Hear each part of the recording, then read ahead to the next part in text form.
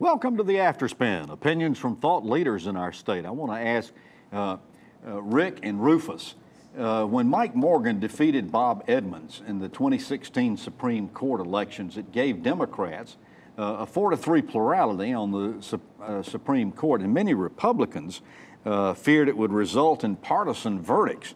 Well, in the 32 verdicts that this court has issued, 27 of them were unanimous, and even those verdicts that divided the court haven't followed party lines. So what does that tell you about this new court?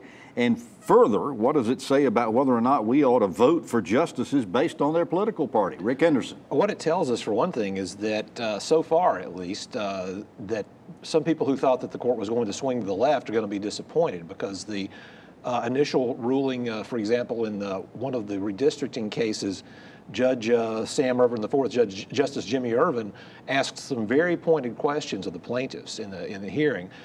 When you saw a recent case involving a separation of powers involving the State Board of Elections merger with the State Ethics Commission, the trial court wanted to kick it up to the Supreme Court to say, we don't need to really decide this. You guys decided. And Justice Mike Morgan said, no, we look at the law. You look at the facts. You guys do your job, and then we'll do ours.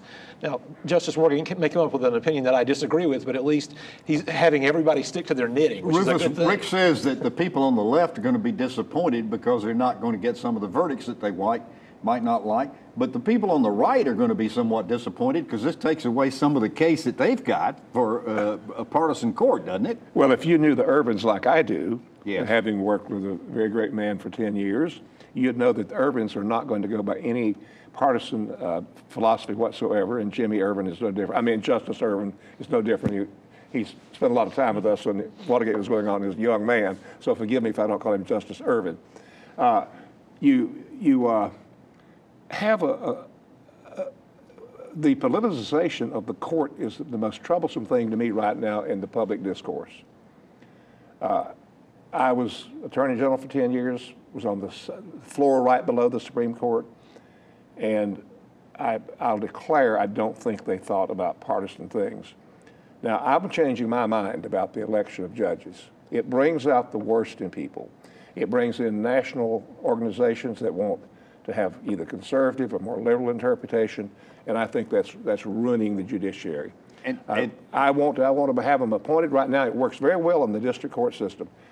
You have, the bar gets to vote on 4 qualified people, and I've looked at them all, Rick, and they all seem to be coming out to be, the 4 or 5 people that were chosen in Wake County were the best of the crop, and they were about 10 of them. Recently on NC Spin, you said that we're going to, or you or Chris Fitzsimon once said we're going to ultimately change that process. I think there's going to be some real serious consideration of going toward more either an appointment system with confirmation by the legislature or some other type of. Well, does that mean we're going to be appointing Republican judges if the Republicans are in power and Democratic judges if the Democrats are in? That's quite possible, because what's very interesting, Chief Justice Mark Martin does want to go to some sort of appointment system.